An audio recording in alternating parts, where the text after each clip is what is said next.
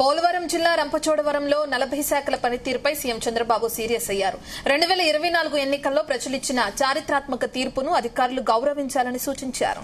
అదే తీర్పు 2029లోనూ రిపీట్ కావాలంటే అధికారులు, రాజకీయ నాయకులు మరింత మెరుగ్గా పనిచేయాల్సిన బాధ్యత ఉందని తెలిపారు. జిల్లాల్లో అధికారులు ఇంకా వేగంగా పనులు చేయాలని, లేదంటే తానే పరిగెత్తిస్తానని తెలిపారు. ప్రతి సోమవారం అధికారుల పనితీరును పరిశీలిస్తున్నానని తెలిపారు. అలసత్వం వహించిన అధికారులపై కఠిన చర్యలు తీసుకుంటామని సీఎం చంద్రబాబు హెచ్చరికలు జారీ చేశారు.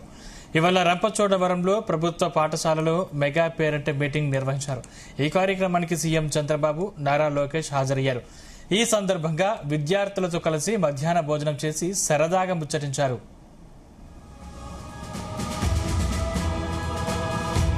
తొందరలో ఇంప్రూవ్ చేసుకోవాలి, తెలియకపోతే నేర్చుకో, తెలిసి కొంచెం కష్టపడకపోతే కష్టపడేది కూడా నేర్చుకొని బాధ్యత మీది. ఆ బాధ్యత మీకు అప్పచెప్పారు, నెరవేర్చాలి. వీధి దీపాలు ఎవరు చూస్తున్నారు? గ్రామీణ ప్రాంతాల్లో వీధి దీపాలు నువ్వేనమ్మా, అది కూడా బాగాలేదు. 0.76% మైనస్ లో ఉన్నావు. ఎన్టీఆర్ భరోసా పెన్షన్లు మీరే బాగాలేదు, 2.72% మైనస్ లో ఉన్నావు. మళ్ళా చెప్పను, నువ్వు ఎక్కడికి పోయినా నీ వెనకాల నీ రికార్డు ఉంటుంది. రేపు నో రికమెండేషన్లు, నువ్వు పనిచేసిన విధానమే నీకు శ్రీరామ రక్ష.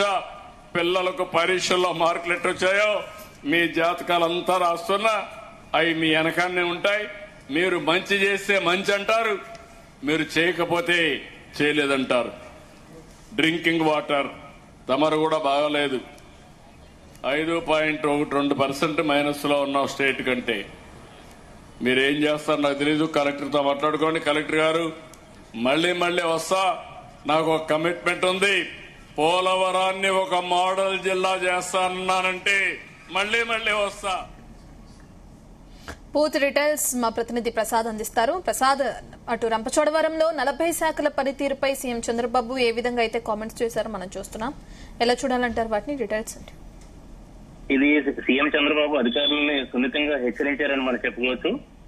ఏదైతే రంపచోడవరంలో ఇవాళ జరిగిన తల్లికి వందనం లబ్ధిదారులతో ఆత్మీయ సమావేశం అనంతరం జిల్లా ప్రగతి అంటే పోలవరం జిల్లా రంపచోడవరం కేంద్రంగా మొత్తం ఏదైతే ఈ కొత్త ఏర్పడిన తర్వాత పోలవరం జిల్లా ఏర్పడిన తర్వాత తొలిసారికి సీఎం చంద్రబాబు ఇవాళ జిల్లాకు రావడం జరిగింది.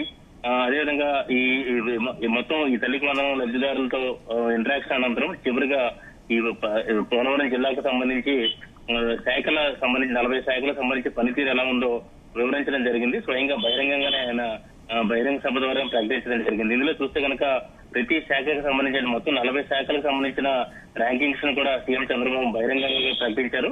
ఇందులో ఎవరెవరు ప్లస్ లో ఉన్నారు, ఎవరెవరు మైనస్ లో ఉన్నారని చెప్పి కూడా వెల్లడించి ఆయా శాఖకు సంబంధించిన జిల్లా అధికారిని తన వద్దకు పిలిపించుకుని అంటే ప్రజల సమక్షంలోనే ఆయన సున్నితంగా హెచ్చరించారని మనం చెప్పుకోవచ్చు. ఇందులో చూస్తే కనుక 40 శాఖల్లో ముందుగా చూస్తే కనుక సెల్ఫ్ హెల్ప్ గ్రూప్, స్వయం సహాయక సంఘాలకు సంబంధించిన శాఖ, అదేవిధంగా drinking water, rural water supply, అదేవిధంగా R&B, ఈ 3 శాఖలకు సంబంధించిన పనితీరు చాలా దారుణంగా ఉందని చెప్పి కూడా ఆయన స్వయంగా ప్రకటించిన పరిస్థితి అయితే ఉంది. అదేవిధంగా శాప్ ఏదైతే గిరిజన ప్రాంతాల్లో మట్టిలో మాణిక్యాలు లాంటి క్రీడాకారులను వెలికి తీయాల్సిన శాప్ పనితీరు అయితే -20 దాటి ఉందని చెప్పి కూడా సీఎం చంద్రబాబు కొంత ఆగ్రహం వ్యక్తం చేసిన పరిస్థితి అయితే ఉంది. అంటే కొన్ని శాఖలు మాత్రమే కొంత పురోగతిని సాధించాయి. ఎందుకంటే పోలవరం అనేది పూర్తిగా గిరిజనుల నుండి ప్రాంతం, దాదాపు 3 లక్షల పైగా జనాభా ఉన్న ప్రస్తుతం పోలవరం జిల్లాలో అన్ని శాఖలు సమన్వయంతో పనిచేస్తే, సమర్థవంతంగా పనిచేస్తే అక్కడ గిరిజనులకు ఇబ్బందులు లేకుండా ఉంటాయి. అయితే ఇప్పటికీ కూడా గిరిజనులకు సంబంధించిన కష్టాలు ఇప్పుడు కూడా కొనసాగుతూ ఉంటాయి. ముఖ్యంగా వైద్య ఆరోగ్యానికి సంబంధించి కావచ్చు, లేదంటే మంచినీటికి సంబంధించి కావచ్చు, కష్టాలు కొనసాగుతుంటాయి. అయితే అధికారులు మాత్రం ఇంకా పూర్తి స్థాయిలో సమర్థవంతంగా పనిచేయాల్సి ఉందని చెప్పి కూడా సీఎం చంద్రబాబు సున్నితంగా హెచ్చరించారు. అదేవిధంగా తాను ఎక్కడో అమరావతిలో ఉండి సంబంధించి ఇక్కడ అధికారులకు సంబంధించి పర్యవేక్షణ ఎలా చేస్తారనేది కూడా ప్రతి సోమవారం మధ్యాహ్నం 3 గంటలకు ఈ అధికారులకు సంబంధించిన పనితీరును సమీక్షిస్తున్నాం. అధికారులకు సంబంధించిన జాతకాలన్నీ తన దగ్గర ఉన్నాయని చెప్పి కూడా సీఎం చంద్రబాబు హెచ్చరించిన పరిస్థితి అయితే ఉంది. అయితే అంతా కూడా అధికారులతో కొంత సరదాగా మాట్లాడుతూ, అదేవిధంగా సున్నితంగా హెచ్చరిస్తూ కూడా సీఎం చంద్రబాబు ర్యాంకుల ప్రకటన అయితే జరిగిందని చెప్పుకోవచ్చు. అదేవిధంగా ఓవరాల్ గా కలెక్టర్ పనితీరు, దినేష్ కుమార్ పనితీరు మాత్రం అంటే యువ IAS అధికారి కాబట్టి ఆయన కొంత ప్రశంసించిన పరిస్థితి అయితే ఉంది.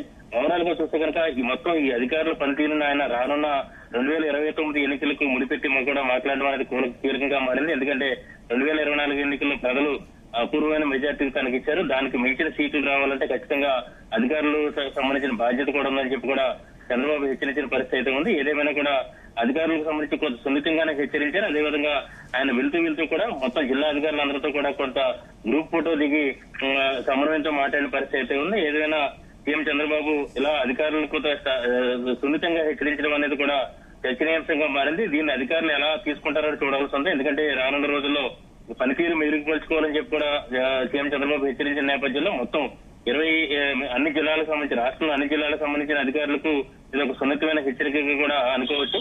ప్రస్తుతానికైతే మాత్రం పోలవరం జిల్లాలో ఆయన చేసిన ర్యాంకుల ప్రకటన అయితే అటు ప్రజల్లోనూ అదేవిధంగా ఇటు అధికార వర్గాల్లో కూడా చర్చనీయాంశంగా మారాయి. రత్న అధికారులు పరిగెత్తాలి లేదంటే పరిగెత్తిస్తామంటూ కూడా చంద్రబాబు కామెంట్స్ చేయడం మనం చూస్తున్నాం. దీని తర్వాత అధికారులు ఎటువంటి మార్పులు వచ్చే అవకాశం?